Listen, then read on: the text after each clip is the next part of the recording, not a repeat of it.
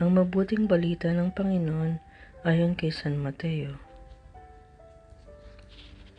Noong panahong iyon, sinabi ni Jesus sa mga tao at sa kanyang mga alagad, ang mga eskriba at mga Pariseo ang kinikilalang tagapagpaliwanag ng kautusan ni Moises.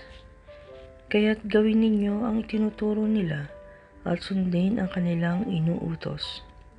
Ngunit huwag ninyong tularan ang kanilang gawa sapagkat hindi nila sinasagawa ang kanilang ipinapangaral.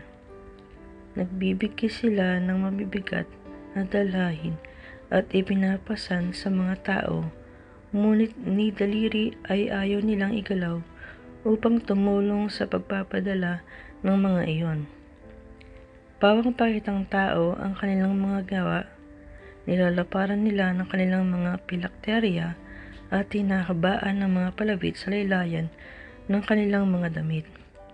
Ang ibig nila'y ang mga upuang pangdangal sa mga pigin at ang mga tanging luklukan sa mga sinagoga. Ang ibig nilang pagpagayan sila sa mga liwasan ng bayan at tawagin silang guro. Ngunit kayo, huwag kayong patawag na guro, sapagkat iisa ang inyong guro at kayong lahat ay mga magkakapatid.